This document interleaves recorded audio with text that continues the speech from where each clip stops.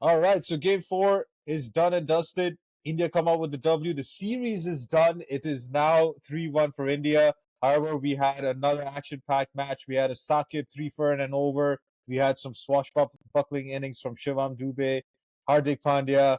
And then we had a bit of controversy with a concussion sub. Harshit Rana subbing in for Dube.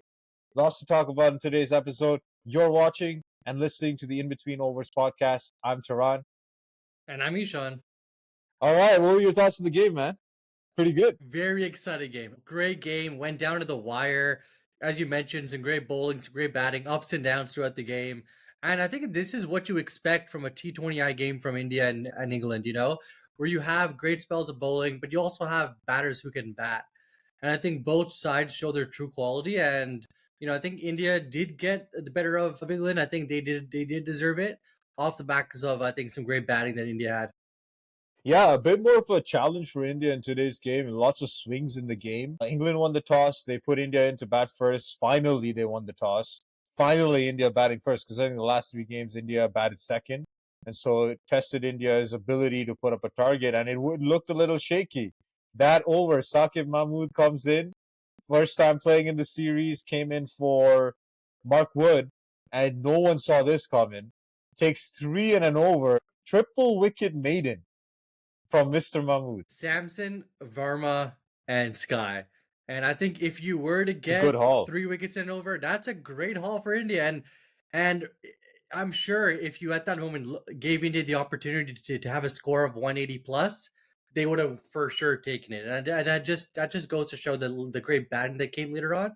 But just sticking at the moment with that first over, incredible over by Saqib, and it did seem like he had a little plan for the Indian batsman, in particular Sky. What did you see there, Tron? Yeah, so when Sky came out to bat, it was clear that England were trying something because you would notice that they had two short fielders on the leg side. So they had a short mid wicket and they had like a not a regular square leg, but almost like a in between square leg and mid wicket. I wouldn't say short leg. It was like a short square leg, so further back. And it was clear that they were targeting his body and they were bowling full. And he bowled the ball full before I think it was the ball before he got out of the first ball, where Sky flicked it and it went straight to the short mid wicket. But luckily, it was a bump ball. The ball bounced on the wicket on the pitch once before getting to, I think it was Brighton Cars. And it was clear, okay, they have a plan here. And then he bowls the similar ball again. Sky goes to the same shot and it goes straight to the fielder. And Sky stands there shocked, wondering what happened. It's like, did you not see what they tried the previous ball? Like, why are you shocked? Like, the plan was clear that they were trying to bowl into your legs and trying to get you to play to your strengths, but get you out with it. Yeah, no, exactly that. And not I would say a really great series for Sky. I think his batting average is fairly low. And then who's also I think a little bit underperforming is Samson. Sanju Samson as well. He's had some great hundreds these past few months in this format. And a lot of people did say he cemented his spot as an opener, but it seems like Abhishek Sharma is able to keep his form as an opener. But even Sanju Samson, I know he was a victim of that one over as well. He's trying to play his shots, but they're just not coming out. Yeah, again, he's trying to take on the fielder, and you see a fielder there. You just started your innings. You're two balls in. Take a couple more balls. Like, I understand this, like, hit every ball. It's like, no, you don't have to hit every ball. You can take a few balls. You're not saying take 20 balls to get into your innings. Take like 4 or 5 balls, take it over, get a feel for the Exactly. wicket, Yeah. right? And get it, especially when you're facing a bowler for the first time and it's your first ball facing the bowler. Like, why just see, get a feel for how he's bowling, get a feel for his rhythm, his action, things of that nature. And so that was Sanju Samson. And then Tilak Verma comes out and does the exact same thing. Exactly. I'm just gonna Yeah. charge you. I don't never seen you before. I've never played against you, but I'm just gonna charge you and try to hit the first ball for six. I'm like, you don't have to flex your muscles right away. Like, you can be smart too. No, I agree. I think sometimes it's like that overconfidence of the youth, just always want to Yeah. go attacking from day one. And, sometimes you live by the sword and sometimes you die by the sword, right? But unfortunately, yeah, for India, three big wickets from Mahmood, can't get over. So you can't talk enough of that great bowling and team effort from those plans. But then India really showed their true class with the bat, and we've had some great innings. And I want to start off with Rinku Singh because that might get lost if you look at the Dube and Pandya innings, but Rinku Singh as well. He came a little earlier than expected, but I think those 30 runs, even though they're off of 26 balls, they helped steady the ship a little bit and allowed for Shivam Dube and Hardik Pandya to really open up with their batting. Yeah, for sure. His innings and Abhishek Sharma's innings. I think they both Yes. were really good innings in order to get India deeper into the game so that it didn't leave too much for Hardik and Shivam Dube to do. And I think by the time they got out, yeah, India was still in a tricky position because I think they were 5 down for 70 odd, and they still needed to put in some work to get to a respectable target. But the run rate was still in a good spot. It was right around 7, 8 and over. So it allowed Hardik and Shivam Dube to get into their innings and then Mm. go off once they were settled into the way, settled with the pitch, the way the ball was coming on, and things of that nature. And then you just saw them take off. Yeah, but yeah, great innings by Rinku and Abhishek. Yeah, I think you raised a good point. How th- that sort of Abhishek Sharma's sort of high momentum at the front, and then even Rinku Singh steadying the ship. The run rate was still pretty high, which allowed India to be a little more freer. And I think now what we really want to talk about is Shivam Dube and Hardik Pandya and that partnership. How good was that batting? And I just want to say Shivam Dube, his ability to hit fours, safer option and always finding the gap. And him coming back from injury, then there are talks of him not being in the team, coming back, sorry, playing a Ranji game, coming back, and his first time back with a 50 plus score. Great for him. And we always forget he was part of that T20I winning World Cup winning team. He is a class player, but and he just really showed that today with that class 50. Yeah, it was a great 50. He did get a little bit of luck first ball. Josh Yes. Butler did drop him. It was a tough chance, but we've seen those catches been taken, and you could say that you can count that as a drop. So he did get lucky, but he made the most of it. It was a great innings. It was very Shivam Dube innings where he played the spinners really well. He laced into Adil Rashid whenever he got a chance, and then he looked a bit off against the short ball again though. And that's it. Yes. You would think like he would have spent the off season or time working on it, but it doesn't look like he spent too much time working on it because Archer Archer got him a couple times and he ended up Yeah. with an injury, which we'll talk about in a second. But Hope he's because okay. yeah, I hope he's okay. Hope he's okay. But it's the lack of his ability to play the short ball. But other than that, like he looked like the Shivam Dube is old of old with his lanky ability to use those levers to score boundaries at will, to score those sixes, and his partnership with Hardik was why India reached 180. Yeah. No, 100% agreed. And on the topic of Hardik Pandya, I think we are taking, we're not really understanding how important Hardik Pandya is. I think this sort of innings by him is now, it's very wrong to say I'm numb to it because I'm kind of used to it. I'm expecting it from him. But this is not normal, and he has just created that bar for like pretty high in terms of from any level, and he's always delivering that. And maybe I shouldn't be used to it because he's always performing well for Team India. Yeah, off late he has definitely improved, and not only is he performing consistently, he's performing when India needs him to perform. And I think that is huge. Even in the last game, he may have not got India over the line, but he did help India get closer to the target in the last game. If it wasn't for his innings, India would have been blown away. But as long as he was there was a chance. Same thing today. As long as he was there, you had a feeling India would get to a respectable target. That's exactly what happened.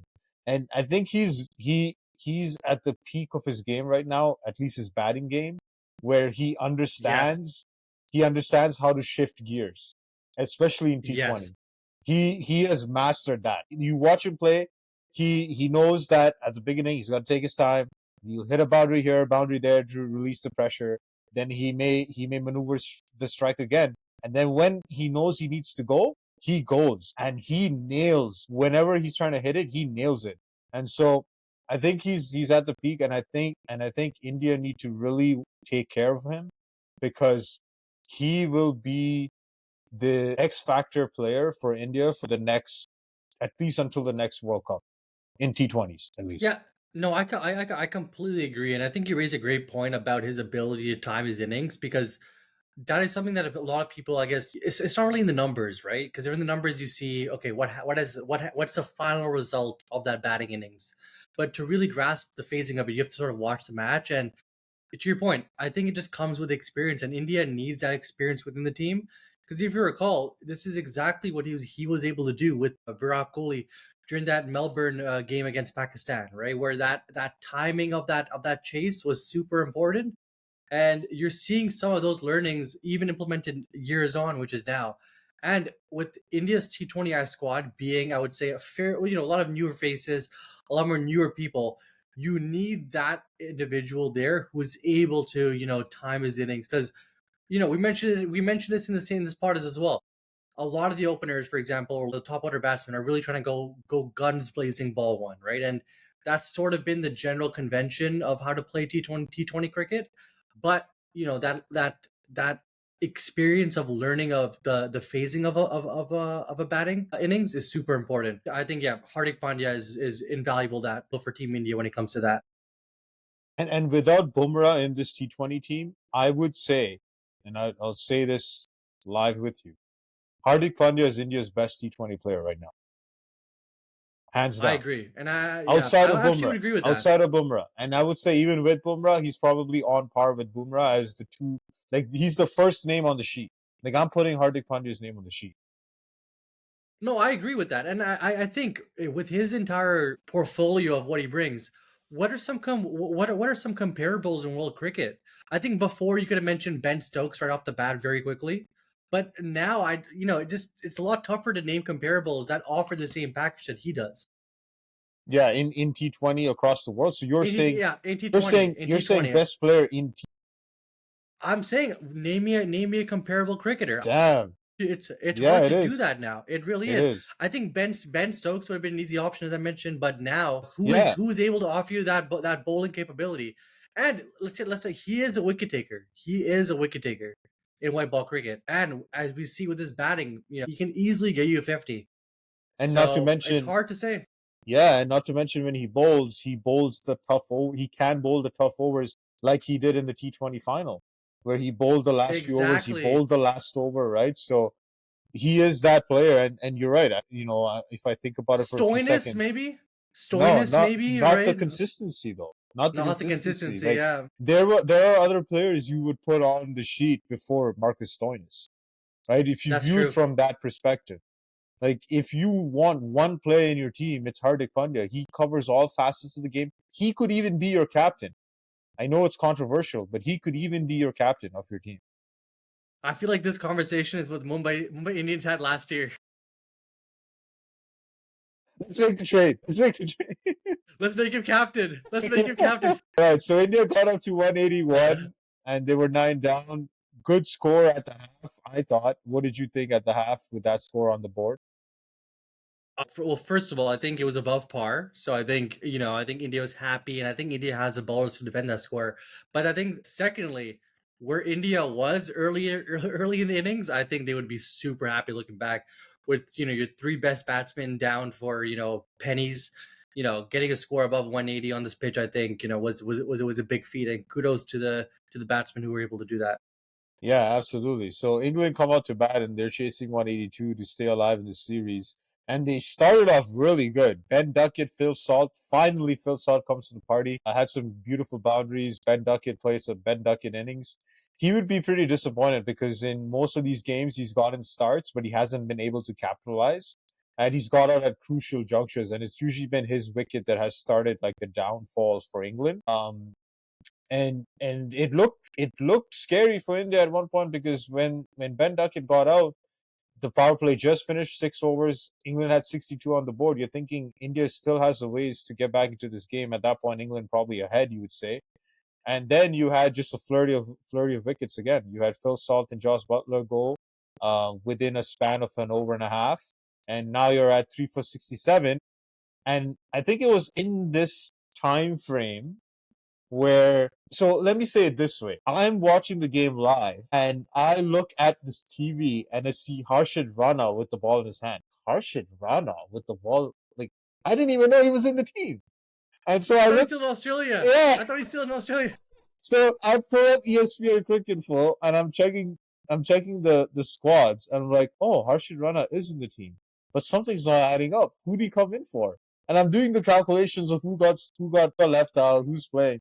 And then all I hear is KP in the background saying, Harshit Rana is subbing in for as a concussion sub for Shivam Dube. That shouldn't happen. It's not a like for like substitution. And I'm like, oh, so he got substituted in. So Shivam Dube picked up an injury apparently when he batted, where I think he got hit by a short ball from Jofra. Yeah. And then deemed that he did get a slight concussion or mild concussion. Hope everything's okay. And so Harshit Rana gets subbed in as per the concussion protocol, right? And so now on air, you're hearing KP talking about it shouldn't be a fast bowler for someone who bowls dibbly dobblers. He didn't say, this is not his words, it's my words. But I'm paraphrasing what KP meant to say. And so what are your thoughts on that? Because it was an interesting point that he made. It's like, okay, yeah, you have an all-rounder leaving the field, essentially effectively a batsman leaving the field that should technically be replaced by a batsman.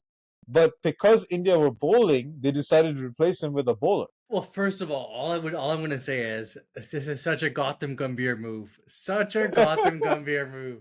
It has his name written all over it, right? Yeah. Do I agree with it or I disagree with it? So firstly, I want to say it is a gray area when it comes to this game. And in my opinion, to avoid any of this, you got to make it clear. You got to make it clear and you have to write something down that makes it clear, right? Otherwise, then you got to stick, if it's gray, then both teams have that ability to, I would say, take advantage of the grayness, right? So again, both teams have that ability, right? Now, should a team do it or not do it? I'm a believer in not doing it. We know what the intention of this rule is. You know, your player gets injured. Yeah. Fair enough. Yeah. And you should replace it with a similar player that would have replaced that player if that player wasn't playing. You get what I mean? So at least that's my position. Yeah, but that's the gray area. That's the gray area. That is the gray area. Like, what is the meaning of a similar player? Like they should have brought, like, I don't know, Ramandeep Singh, for example, right? Yeah. Like, you know, yeah. Right?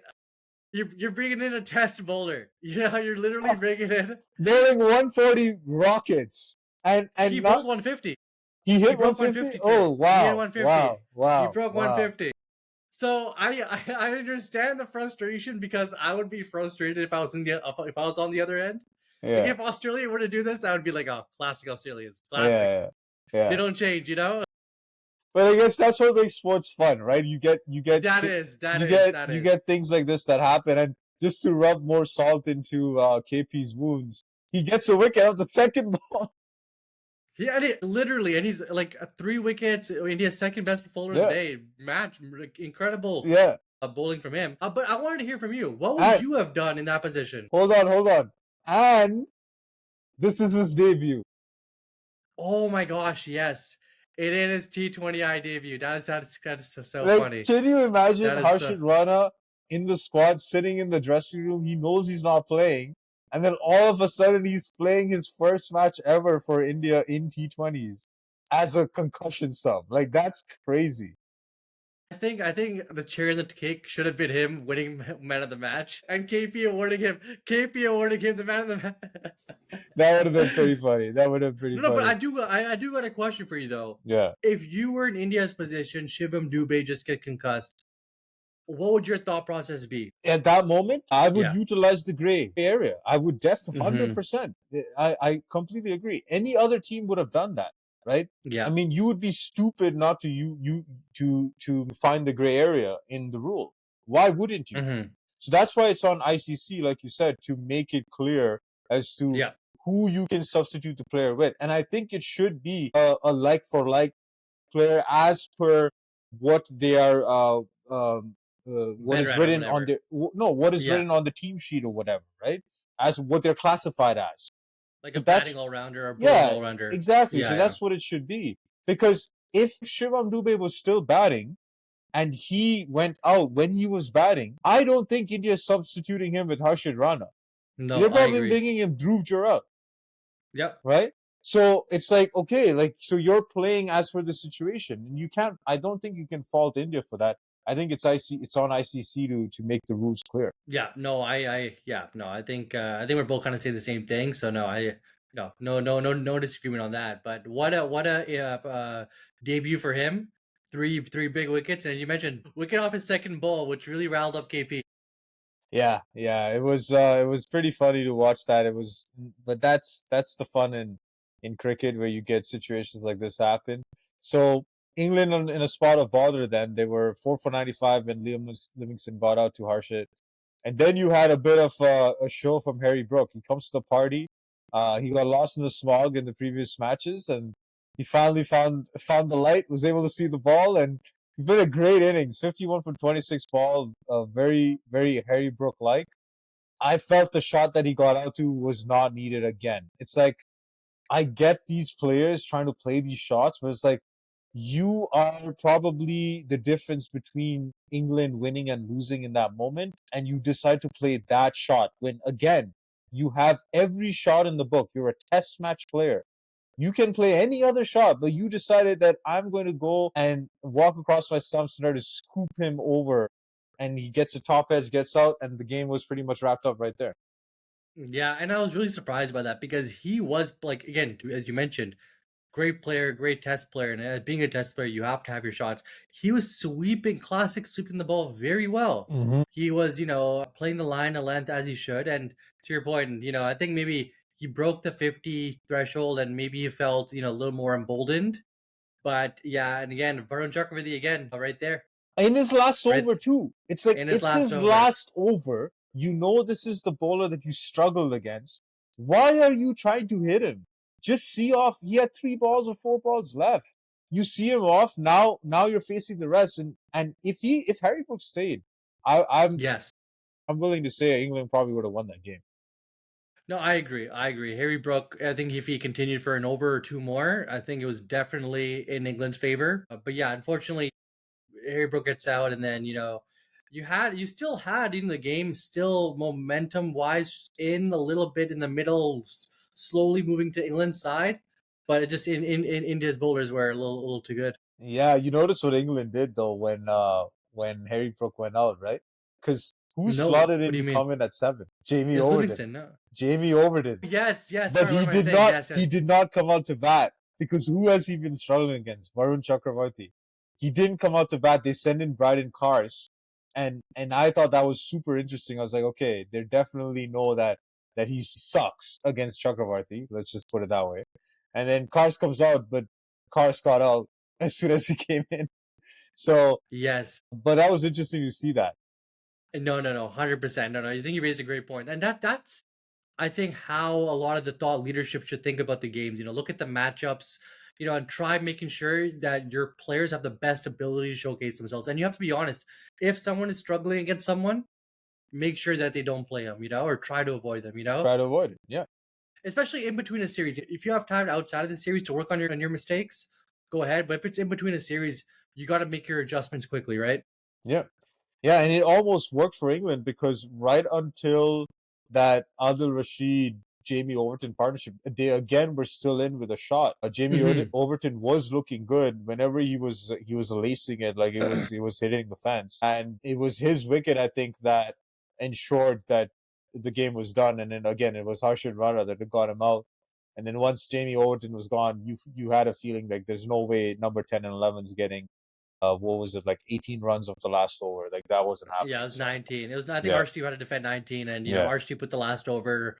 He's lock on wood. He's been fairly secure. But yeah. one thing that we may have glossed over that I wanted to give a quick shout out to because I know we were critical of him earlier. Ravi Bishnoi showed up Yes, today. yes, Getting those early breakthroughs and a couple key wickets at the end. You know, I think he really showed that why he was initially selected for the team, and he's been hammered throughout the series, but some great wickets today with a respectable average against him. So, no, I think he played extremely well today, Ravi Bishnoi. yeah. And he got Josh Butler out with the leg spinner, which you rarely see Yes. from him. Yep, yep, Yeah. yep. No, he played extremely well, and yeah, he broke that opening pair partnership, right, which was getting a little scary because when Duckett and Salt go at it, they can really really punish you. So no, kudos to I think all the bowlers. Hmm. Harsharana obviously play great, but I'm happy for Ravi Bishnoi today. Yeah, Ravi Bishnoi definitely played and earned his spot for the fifth game. I still feel he is India's third choice. If they were to pick two spinners, it'll still probably be Chakravarti and Akshar Patel. Akshar is Yeah, number one just because of his batting abilities, and then Varun is going to be your main spinner. But still, to have him as a backup, still a good backup. Hopefully, he learns from this game and continues his good form. yeah, no, I completely agree. So no, what a game! When I'm glad we were able to watch some of it live as well. But unfortunately, now the last game, going into the fifth game, series India's up 3-1. So India pretty much series win. But the game's in at the Wankhede, so it's going to be a great game. I think. Your thoughts on that, Teron? Yeah, Wankhede, it's going to be a good game. Small grounds, good wicket. We may see 200 plus scores. I have a feeling it's going to be a lot of sixes, a lot of fours. Probably we may even see 100. Well, I won't be surprised. And We it's not haven't going to be seen one, right? This series, right? No, this not from a series. We T20. No, haven't no, seen one. no. No. Some But great we 50s, but no. yeah, but we may see some bowlers get slaughtered for sure at the Wankhede. So that may happen.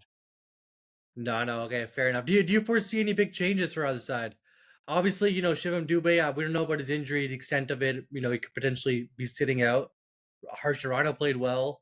I know it's going to be, as you mentioned, smaller ground. Do we still see some spinners? Obviously, we would see a few, right? Yeah, I wonder if India might rest some players to give people a try, to give people a shot, Mm-hmm. just because it's a dead rubber for India now. You may see who else is in the team. Like Jarrell might get another shot. Jarrell, Yeah, Rest he may Pandya, come. Rest Pandya. Yeah, they may rest like Pandya, the guys who have done well. Maybe even rest Abhishek Sharma, but then you'd have to. I don't know if there's someone else in there that can open. So yeah, maybe they go in with the same team. Maybe just have a couple of changes. They may go with the. I know I kept saying this every pod, and it hasn't happened. And it only did because of a concussion sub. But India has so far not been taking two fast bowlers, and I think they will No. finally do that. They'll take two fast bowlers and play two spinners with Akshar as the third, the all rounder, right? So I think it'll be like, So two spinners, so Akshar and Varun. So you're yeah, dropping Bishnoi. right, because of the concussion stuff. Yeah. So I would drop Bishnoi, but that's if Hardik's playing. That's the thing about Hardik. You That's drop if Hardik, you Hardik's you failing, drop yeah. two players, The right? combination's weird then. The Yeah, you combination's weird. combinations, especially when Dube's not there because he can't bowl those overs, and you don't have Yep. Nitish Kumar Reddy either, right? So Very true. Very true. if Yes. Nitish Kumar Reddy is available, then maybe he slots in for Hardik. But that's the thing about Hardik. Proves our point of why he's the best player in India, Yeah. and if and maybe the world, arguably the world as well. But yeah, I don't know. What do you think? Yeah, I think you gotta rest Hardik Pandya. I Hmm. think, what is a red dead rubber game for him? Rather just rest him. And to your point though, it does alter the combination a little bit. Do you go bowling heavy? Do you go or you know what I mean? I think India goes a little bowling heavy. Why not? You bank on your batters to not get out. No, sorry. You bank on three of your batters not getting out in one over. And if Abhishek Sharma, Sanju Samson play well, still got Tilak Varma, you still got Sky, you still got Akshar, right? So the batting is still there. Yeah. So maybe that's what you do. You bring in Harshit Rana and you rest Pandya and you drop Bishnoi. Yeah. Because also at Wankhede, you need extra bowlers. I feel like you can get away with going a batter light just because it's such a good wicket for the most part, right? So yeah, I can see that happening. What about England? You see England chopping and changing? Probably. I feel they'll probably try some players as well. Yeah, why not try some players? Do you see Wood coming back? Yeah. I I don't. don't know why he wasn't playing today. I don't know if he's injured or they just decided to rest him. I know. I know Brendan McCullum, the coach, has been saying that he doesn't want to do this thing where he's resting or wrapping them in what did they say in wool. He's talking about Mark Wood and Jafra Archer. Jafra Yeah, Archer played all four games. It's very unlike yeah, him. he Like did. Very right. So unlike him. hopefully he stays fit for the fifth game as well. Yeah, I could see Wood coming back in for Saqib, although Saqib played well too. Or maybe since it's the dead rubber, they won't take a chance with him or Archer, and maybe give a chance to Gus Yeah, Atkinson as well, fair. right? Because you don't wanna risk them in a dead rubber. So that's probably where what the changes they might do. And on the batting front, I don't know who the backup batsmen are. Uh, oh yeah, it's Jamie Smith who is injured apparently. So I think they keep the same lineup. Keep it as it is. Yeah. Yeah. No, fair enough. No, I see that, and I know we mentioned that potentially we'll see some big scores or some big hundreds. Any interesting slog sweeps for this last? Yeah, my slog sweep for this match is going to be that both teams are going to cross 200 and England's going to win by in the last over by 3 runs. Oh, Yeah. okay, Yeah. okay, So I okay. guess I'm That's log saying sweep. That yeah, sounds so like a I guess I'm parlay. saying England's batting first. I guess I'm saying England's Did batting first, but you hear what yeah. I said? I'm like, that sounds like a parlay. Money line, money line, money line. Money line, money line. No, no, no. Fair enough, fair enough. Oh wow, that's a great part. That's a great slog sweep. From my end, I know, I know. I'm gonna add that to my bet 365 right now. No, oh man, no, I definitely think I'm gonna lean towards something on the batting side as well. I've been calling it throughout the series. I hope I'm calling it right now. Sanju Samson, let's get 100. Let's get a Okay. 100 play. Let's see this. Let's get a Samson 100. All right. Samson Well, let's 100. see what happens on Sunday. We'll see you then. We'll be covering the entire game. Talk to you then. That's it for today's play. Until then, that's Stumps.